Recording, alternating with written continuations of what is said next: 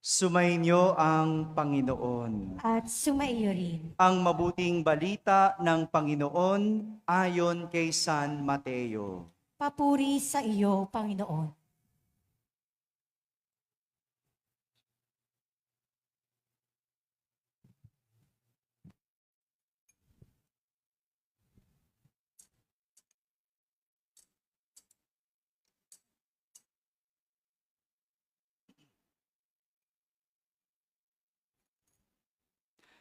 Makaraan ang araw ng pamamahinga, pagbubukang liwayway ng unang araw ng Sanlinggo. Pumunta sa libingan ni Jesus si Maria Magdalena at ang isa pang Maria. Biglang lumindol ng malakas. Bumaba mula sa langit ang isang anghel ng Panginoon. Iginulong ang batong nakatakip sa libingan at naupo sa ibabaw niyon. Ang kaniyang mukha ay nakasisilaw na parang kidlat at kasimputi ng busilak ang kaniyang damit. Nanginig sa takot ang mga bantay at nabulagtang animoy patay nang makita ang anghel. Ngunit sinabi nito sa mga babae, "Huwag kayong matakot. Alam kong hinahanap ninyo si Jesus na ipinako sa krus. Wala na siya rito, sapagkat siya ay muling nabuhay tulad ng kaniyang sinabi. Halikayo, tingnan ninyo ang pinaglagyan sa kanya. Lumakad na kayo at ibalita sa kaniyang mga alagad na siya'y muling nabuhay at nauna na sa Galilea. Makikita ninyo siya roon. Tandaan ninyo ang sinabi ko sa inyo." At dali-dali silang umalis ng libingan. Pinagharian sila ng magkahalong takot at galak, at patakbong nagpunta sa mga alagad upang ibalita ang nangyari. Ngunit sinalubong sila ni Jesus at binati, at lumapit sila. Niyakap ang kaniyang paa at sinamba siya. Sinabi sa kanila ni Jesus, "Huwag kayong matakot. Humayo kayo at sabihin sa mga kapatid ko na pumunta sila sa Galilea at makikita nila roon ako."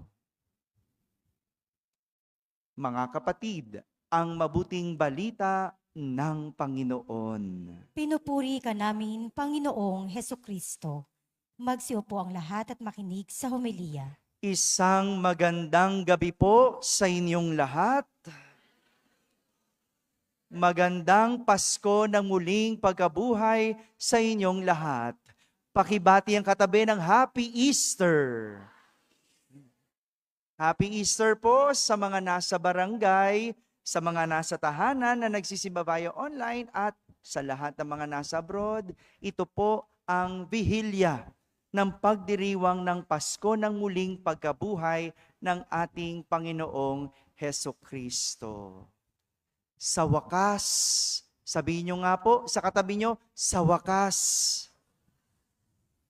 dumating na tayo sa ating pinakahihintay na araw ng ating pagdiriwang.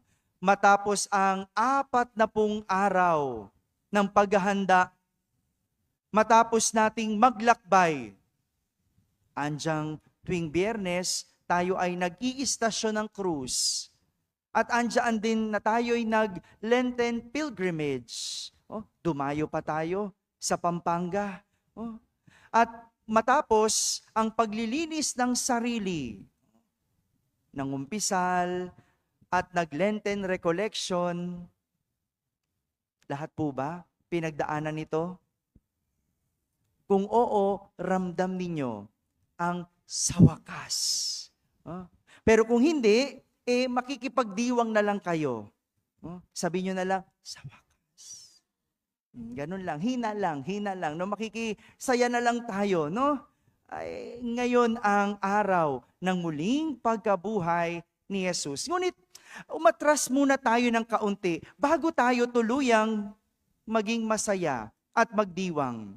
Atras tayo ng kaunti para maintindihan natin kung ano ang ating ipinagdiriwang at ano ang ating ikinasisiya. Matapos ang paglilibing kay Jesus, kahapon, isinagawa natin ito. At hindi pa tayo natapos sa paglilibing.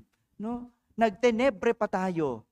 Nagprosesyon de silensyo pa tayo. No? Matapos ilibing si Jesus, lahat ng mga alagad ay nagtago at nagkulong. Ang galing. Alam nyo, totoong totoo, tunay nga sa ating parokya, naganap na nagtago ang mga apostol. No? Bakit? Isa lang ang natira. No? Siyang-siya nga ako eh. No? Hindi ko inakala, 11 pala ang Judas. Pero talagang ganon. Totoong nangyari yon.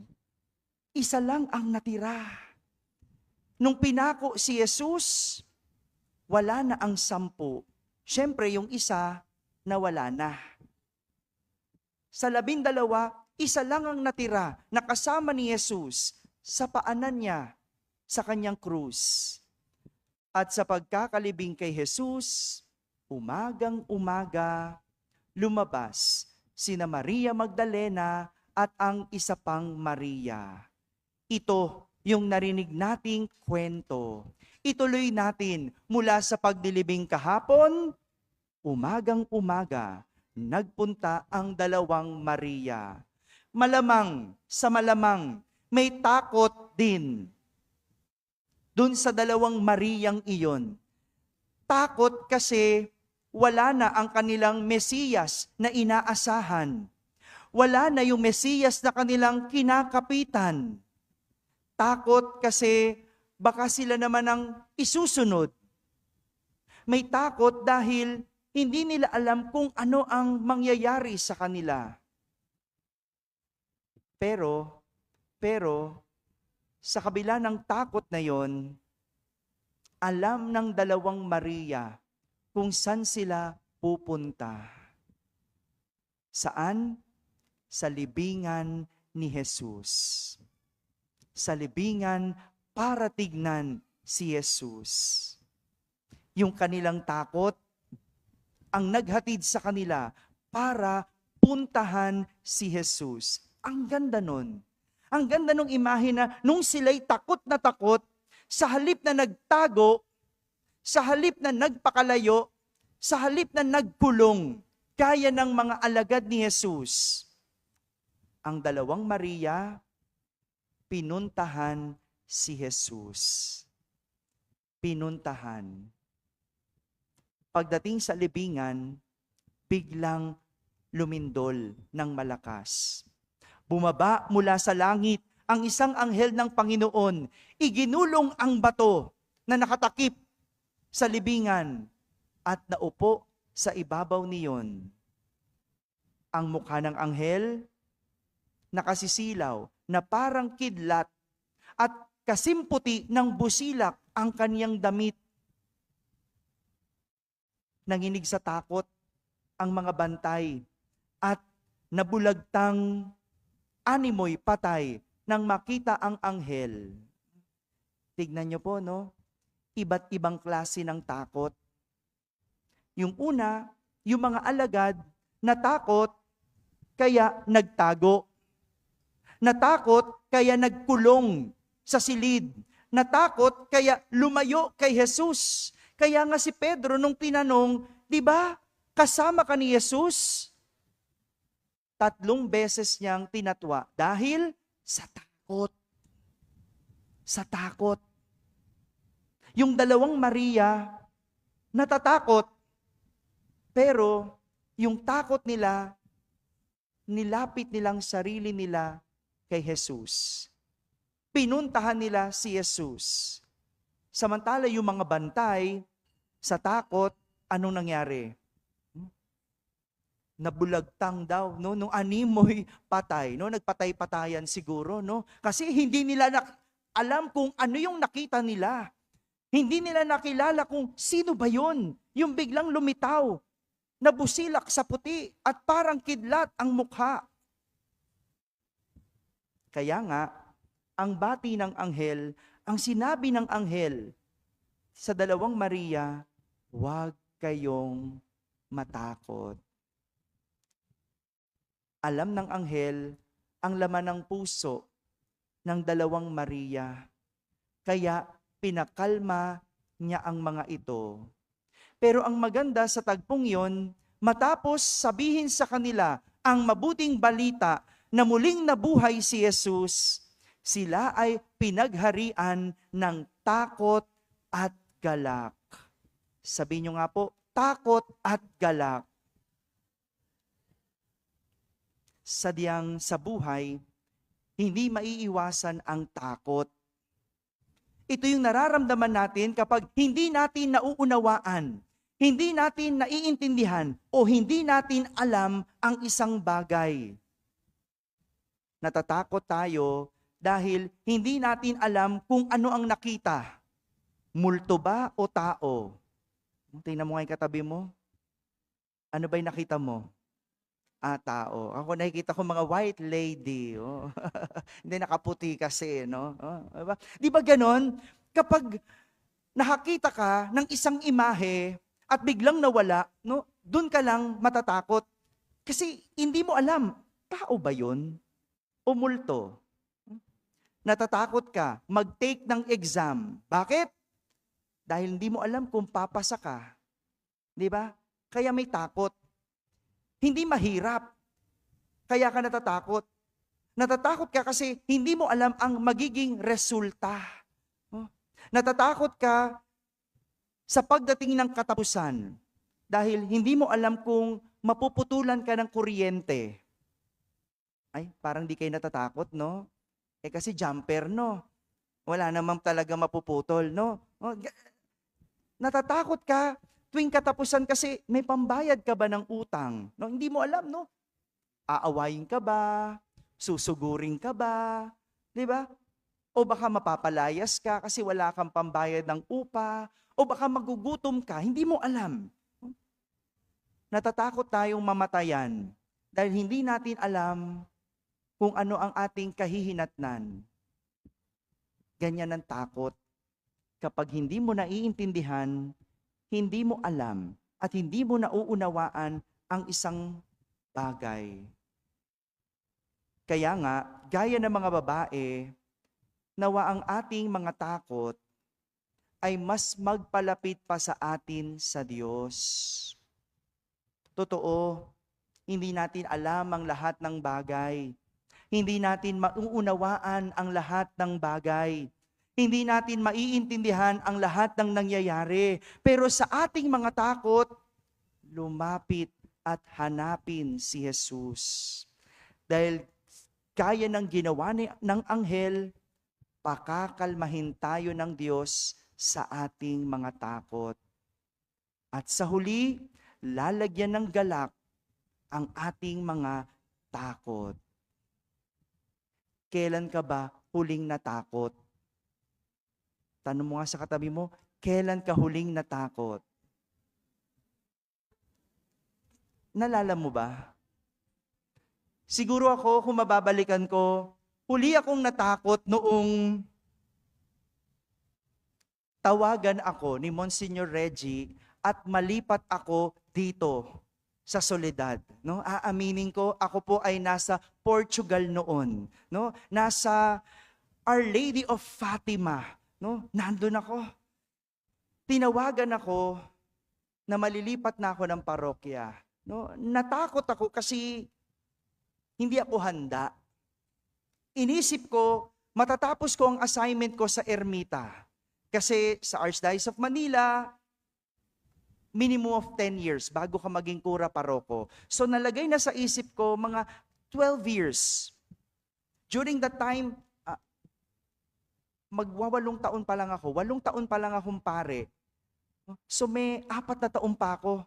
At hindi ko iniisip yon. Pero nung tawagan ako nang hindi ko alam, bigla akong natakot. Bakit? Hindi ko alam kung anong mangyayari sa akin. O hindi ko alam kung anong magagawa ko sa inyo. Dalawa lang yon, no? Hindi ko alam kung anong bang kahihinatnan ko. Hindi ko rin alam kung anong kahihinatnan nyo sa akin. Kasi hindi ko alam maging kura paroko eh. Hindi ako marunong maging parish priest pa. Una lang yun. Natatakot ako. At sa buong buhay ko, sunod akong natakot nung pumasok ako sa seminaryo. Bakit? Hindi ko alam kung magiging pari ako. At doon ko nakita, tuwing natatakot ako, pag hindi ko kontrolado ang isang bagay, kapag hindi ko alam ang mangyayari, kapag hindi ko naiintindihan ang mga bagay-bagay, sanay kasi akong magmagaling. No? Alam mo naman si Father, galing-galingan. No? Sa buhay ko, lahat gagawin ko, kakayanin ko. Pero nagkakaroon ako ng takot kapag nawawala ang kontrol ng isip ko sa mga bagay-bagay. At aminin ko, pagbaba ng telepono, nang tawagan ako ni Monsignor Reggie, napadasal ako. Napadasal sa mahal na ina. Sabi ko, kaya ko ba? Doon sa Fatima, gabi-gabi nagpuprosesyon. No? Nakapagprosesyon na ako nung unang gabi. Nung pangalawang gabi, nagprosesyon ako ulit. No? At habang nagpuprosesyon ako, ang lagi ko sinasabi, kaya ko ba? Kaya ko ba? Pagbalik ko ng Pilipinas, sigurado mag-i-empake na ako. Kaya ko ba? Pero pagkatapos ng prosesyon, may takot. Pero totoo, merong galak. Merong galak. Yan ang regalo ng Diyos sa kanyang pagkabuhay. Hindi mawawala ang ating takot.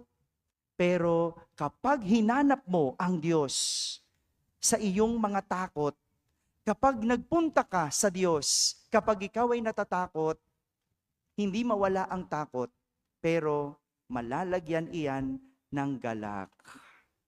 Yun ang ibinibigay sa ating regalo ng Diyos. Alam ko, marami tayong takot sa mga panahon ngayon. Pataas ng pataas ang bilihin, hindi alam ang mangyayari, may mga nagkakasakit, hindi natin kontrolado at laging may takot. Pero sana, tuwing tayo matatakot, hanapin natin ang Diyos. Mga kapatid, ito ang nais gawin sa atin ng muling pagkabuhay ni Jesus. Ang lagyan ng galak ang ating mga takot nang hindi tayo lumayo sa Diyos, kundi palakasin ang ating loob. Amen. Amen.